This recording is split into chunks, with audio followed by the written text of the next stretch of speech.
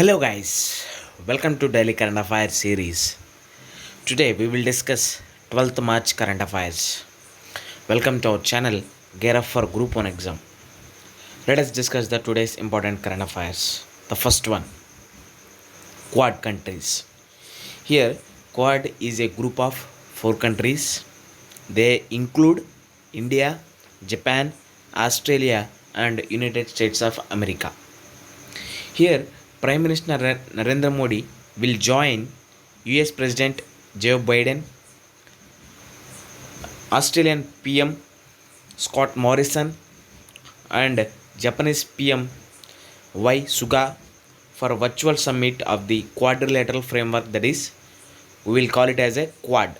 The first time leaders of the Indo-Pacific grouping are meeting. Here, access to COVID-19 vaccines, cooperation and technology, and climate change are the top of agenda in this Quad summit.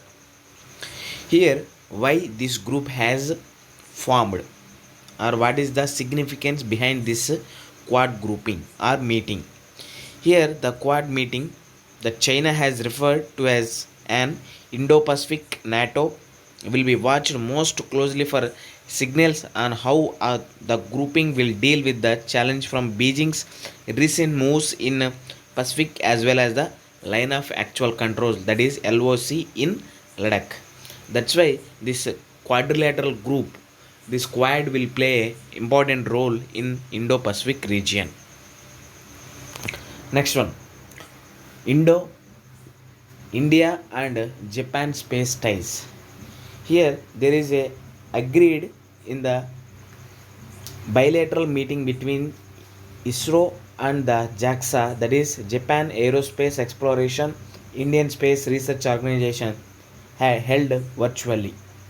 Here both these JAXA and ISRO had signed an implementing arrangement for collaborative activities on rice crop area and air quality monitoring using satellite data. Rice crop area and air quality monitoring using satellite data. Both India and Japan are already working on a joint lunar polar exploration, that is LUPEX mission, and two space agencies have been working on the mission that aims to send lander and rover to the moon's south pole around 2024. These are the India and Japan space ties. Next one, menstruation taboo. Here there is a pill. Pill means public interest litigation. The Gujarat High Court passed an order proposing 9 guidelines that states should follow to end menstruation taboo and discriminative practices pertaining to it. Here, the guidelines for prohibiting social exclusion of women on the basis of their menstrual status at all places, be it private or public, religious or educational. These 4 words are very very important. Why? Because be it private or public, religious or educational, we cannot bias on the basis of menstruation. It also lists the state government's role in raising awareness. The important role is state governments in raising awareness, including the topic in school curriculum and sensitization drives. That is about menstruation taboo. Next one, ILP system, that is inner line permit system. Here you can see the picture of a right side, that is map of Uttarakhand. It is adjacent to China and as well as Nepal.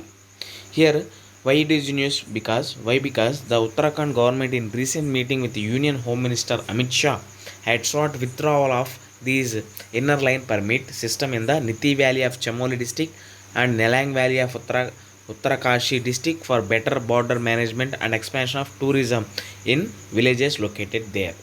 Here 2 things we have to concentrate. First one security, and second one tourism. Both 2 things are very important to India, as well as security as well as economy or income from this tourism. That's why they have to manage, this Uttarakhand state government has to manage both two things, that is security as well as income from tourism.